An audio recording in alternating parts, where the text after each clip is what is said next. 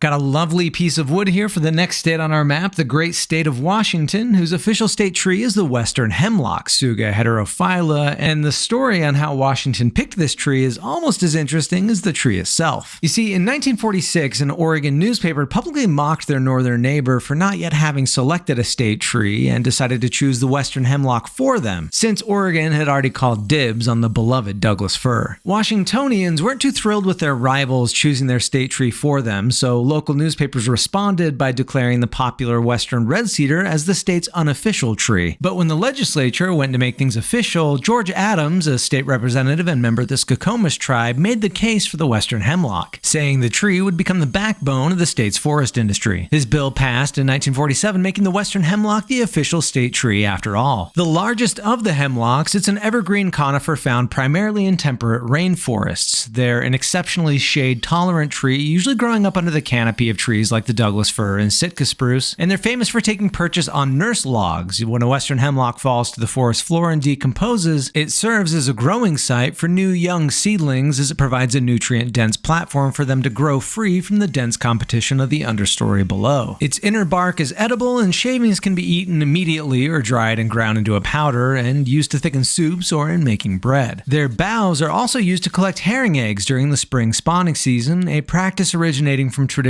gathering methods used by Native Alaskans, which not only makes the eggs easy to gather, but also provides a distinctive flavor. The tree's primary use has long been for its wood. Its uniform grain and consistent density makes it really easy to work with. It was traditionally used to make spoons, combs, bowls, and more. And today it's commonly used in construction, making for boxes and crates, plywood, and framing materials. I want to thank the good people at Urban Made, a boutique furniture company in Seattle, who were kind enough to send this lovely piece that looks excellent as Washington up there on the board, so let me know what state tree you'd like to see next.